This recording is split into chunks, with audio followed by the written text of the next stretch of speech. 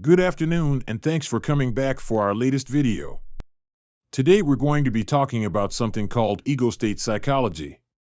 The ego state theory's origin was produced by the great Sigmund Freud's daughter, Anna Freud, and is viewed as the representative of the outer world to the ID, the ego and the superego. But before we get into things too much, let's firstly talk about who Anna Freud was and give you some background on her work and accomplishments. Anna Freud was a British psychoanalyst of Austrian Jewish descent. She was born in Vienna as the sixth and youngest child of Sigmund Freud and Martha Bernays. She followed the path of her father and contributed to the field of psychoanalysis. In other words, the ego represents and enforces the reality principle, whereas the ID is concerned only with the pleasure principle. Anna Freud created the field of child psychoanalysis, and her work contributed greatly to our understanding of child psychology. She also developed different techniques to treat children. Freud noted that children's symptoms differed from those of adults and were often related to developmental stages. A fundamental principle of Anna Freud's work is that every child should be recognized as a person in his or her own right. She was interested in creating a therapeutic alliance in accordance with each child's specific needs. In one case, she helped a boy to write down his stories. She started her incredible career off by working as a teacher, and most of her career and work stayed on children throughout her career. Let's now move on to talk about some of Anna's theories, treatment methods, and beliefs. Anna Freud defined human defense mechanisms as unconscious resources used by the ego to decrease internal stress ultimately. Patients often devise these unconscious mechanisms to decrease conflict within themselves, specifically between the superego and ID. Psychodynamic therapy is used by clinicians to help orient patients to their own unconscious processes. By recognizing and identifying these processes, patients improve their self-awareness and gain a new understanding of their own behaviors. These insights can be helpful to patients with a variety of mental health disorders, including depression, anxiety, eating disorders, and personality disorders.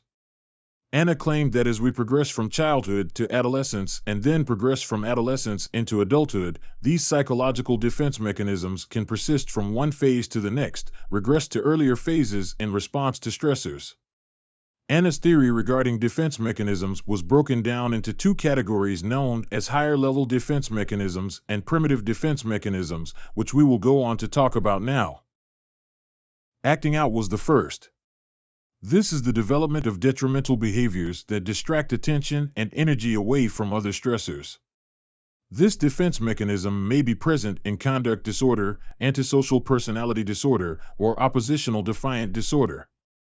Avoidance is another example of a defense mechanism which dismisses thoughts or feelings that are uncomfortable, or keeping away from people, places, or situations associated with uncomfortable thoughts or feelings. Conversion is the development of physical symptoms that cannot be explained by pathophysiology or physical injury.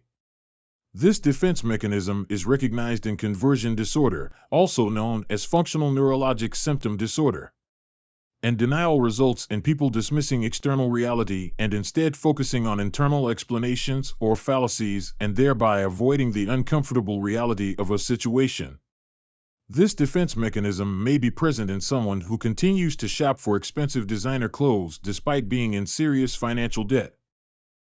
Identification is the internalization or reproduction of behaviors observed in others, such as a child developing the behavior of his or her parents without conscious realization of this process. Identification is also known as introjection. There's also something called projection, attributing one's own maladaptive inner impulses to someone else. For example, someone who commits an episode of infidelity in their marriage may then accuse their partner of infidelity or may become more suspicious of their partner. Regression is also a symptom ID defense and involves adapting one's behavior to earlier levels of psychosocial development. For example, a stressful event may cause an individual to regress to bedwetting after they have already outgrown this behavior. Repression is also normally seen, which is subconsciously blocking ideas or impulses that are undesirable. This defense mechanism may be present in someone who has no recollection of a traumatic event, even though they were conscious and aware during the event. Schizoid fantasy is also common and involved creating an internal retreat into one's imagination to avoid uncomfortable situations. This defense mechanism may present commonly in children or later in development, may be present in schizoid personality disorder. Splitting is another defense mechanism which may include failing to reconcile both positive and negative attributes into a whole understanding of a person or situation, resulting in all or none thinking. Splitting is commonly associated with borderline personality disorder. Anna's theory around higher-level defense mechanisms were diagnosed when a person would show any of the following symptoms. Anticipation, which is the devotion of one's effort to solving problems before they arise. This defense mechanism may be present in someone who prepares for an important job interview by practicing their answers to the toughest questions. Compensation involves focusing on achievement in one area of life in order to distract attention away from the inadequacy or fear of inadequacy in another area of life. Displacement involves transferring one's emotional burden or emotional reaction from one entity to another. This defense mechanism may be present in someone who has a stressful day at work and then lashes out against their family at home. Humor will see decreasing or combating the negative emotions associated with a situation by using comedy. For example, telling a funny story about someone during a eulogy. Intellectualization is when the development of patterns of excessive thinking or overanalyzing, which may increase the distance from one's emotions. For example, someone diagnosed with a terminal illness does not show emotion after the diagnosis is given, but instead starts to research every source they can find about the illness. Isolation of affect is when a person is avoiding the experience of an emotion associated with a person, idea, or situation. This defense mechanism may be present in someone who describes the day their house burnt down in a factual way without displaying any emotion. Rationalization is the justification of one's behavior through attempts at a rational explanation. This defense mechanism may be present in someone who steals money but feels justified in doing so because they needed the money more than the person from whom they stole. Reaction formation involves replacing one's initial impulse toward a situation or idea with the opposite impulse. This defense mechanism may be present in someone who teases or insults a romantic interest whom they like. Conversely, reaction formation may be present in someone who is overly kind to someone whom they dislike. Sexualization is when a person is associating sexual aspects to one's experience of certain people, places, objects, or ideas. Sexualization can refer to the development of one's sexual identity in general. Alternatively, sexualization can refer to the development of specific fetishes or sexual references to conventionally non-sexual entities. Sublimation transforming is when one's anxiety or emotions into pursuits considered by societal or cultural norms to be more useful. This defense mechanism may be present in someone who channels their aggression and energy into playing sports. Suppression involves consciously choosing to block ideas or impulses that are undesirable, as opposed to repression, a subconscious process. This defense mechanism may be present in someone who has intrusive thoughts about a traumatic event but pushes these thoughts out of their mind. That pretty much covers all of the symptoms that would show if a person is living an ego-driven lifestyle. We'll now move on to talk more specifically about Anna's theory and how ego state disorder could be formed within a person. In 1936, Anna Freud published perhaps her most influential book, The Ego and the Mechanisms of Defense. She began by stating a redefinition of the field of psychoanalysis. There was a general bias, in her opinion, among many psychoanalysts to focus on the deep instinctual impulses of the ID at the expense of considering the ego. However, since the ID is always unconscious, its processes can never be observed directly.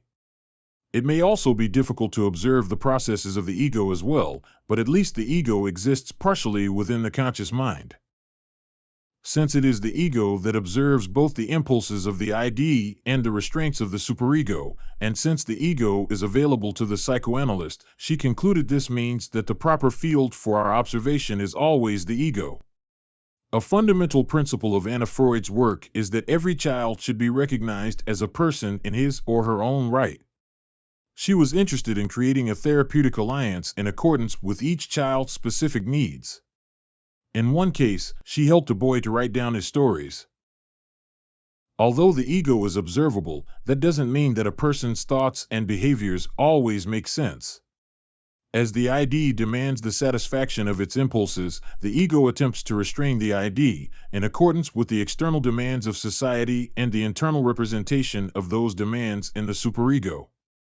When these factors come in conflict, and the ego cannot easily resolve the conflict, anxiety develops.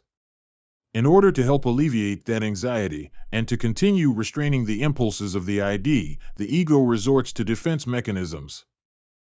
In so doing, the ego transforms the conflict somewhat and attempts to keep both the conflict and the basis for the conflict unconscious. When an individual is suffering psychologically and has sought help from a therapist, according to Anna Freud, the psychoanalyst arrives on the scene as someone who disturbs this fragile peace.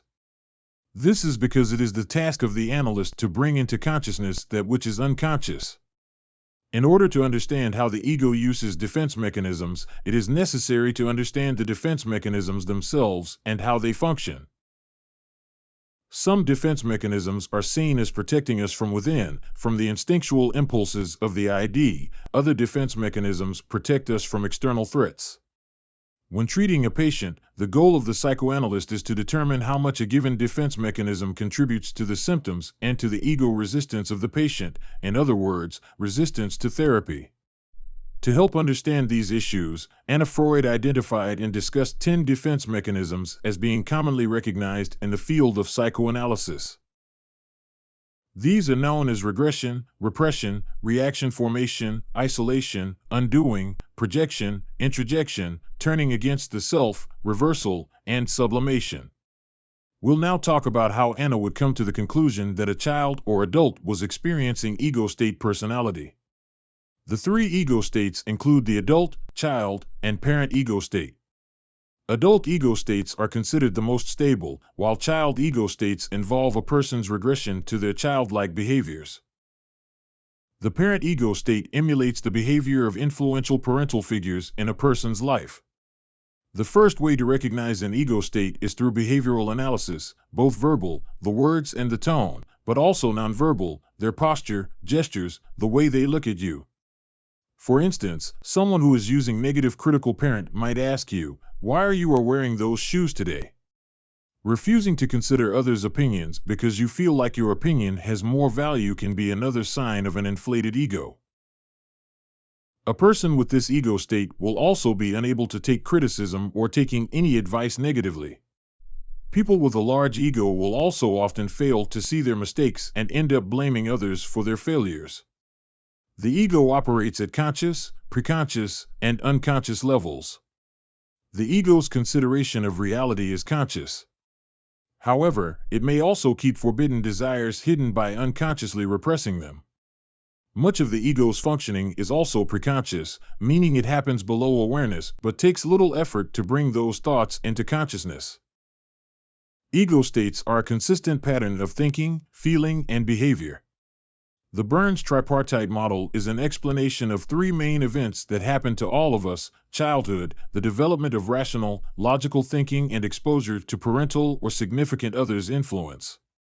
Anna believed that the development of the 3 ego states is greatly affected by the stability of a person's upbringing and that the ego state emitted should be studied through transactional analysis. The 3 ego states include parent, child, and adult. Ego states can also develop from trauma in other ways than through introjection. When confronted with severe trauma, rejection, or abuse, the child may dissociate. The child may often remove the ego cathexis from a part of himself, re-energize it with object cathexis. I'll now explain how Anna used her theories and put them into practical use to help her clients.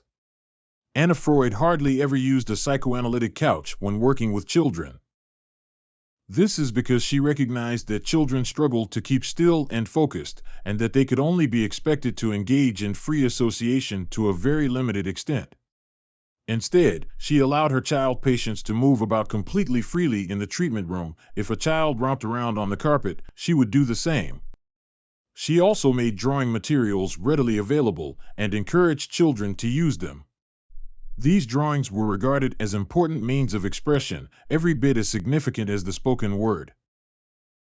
Anna Freud thought child analysis should stick to the basic theories of psychoanalysis, but should be distinct as a mode of therapy.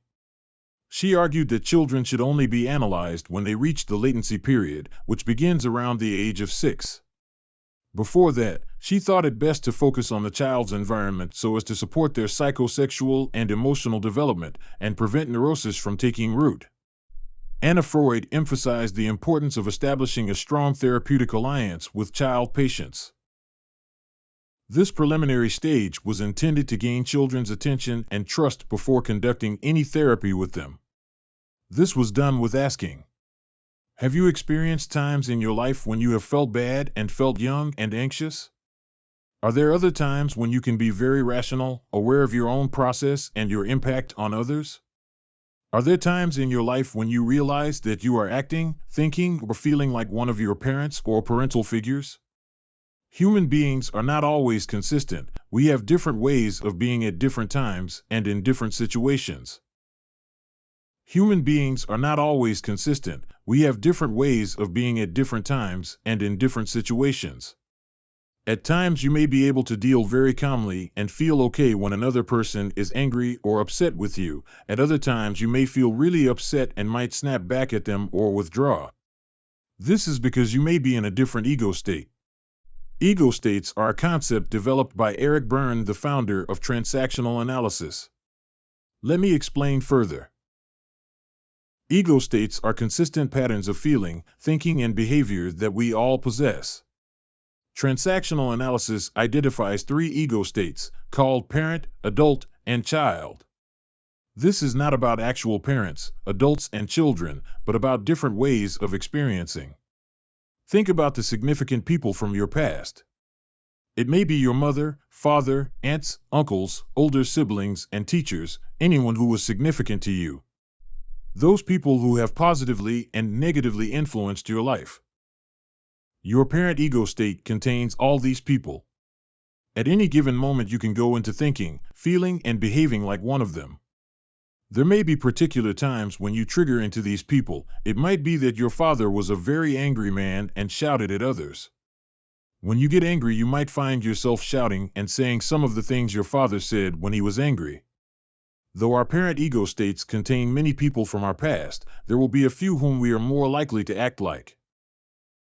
An example might be if a colleague is rude. If you are in your parent ego state at that moment, you would react like one of your parents did when people were rude to them, e.g., getting angry.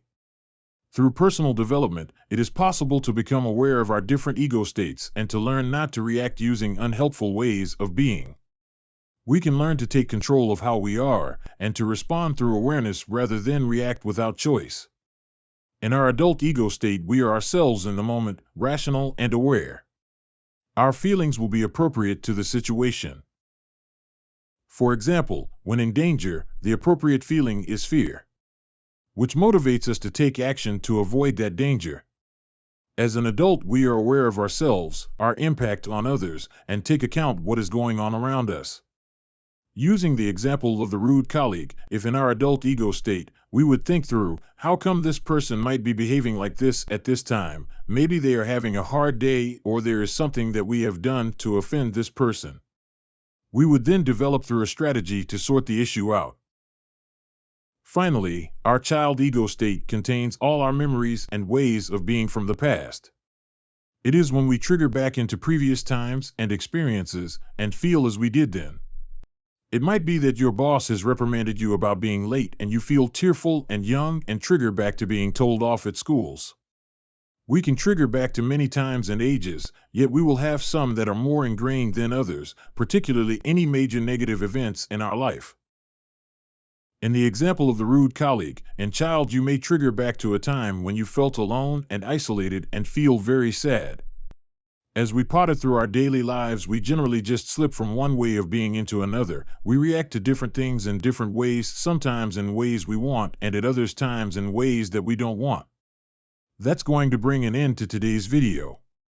I'd like to thank you all again for taking the time to listen. Please remember to subscribe to the channel and hit the like and share button if you found it useful.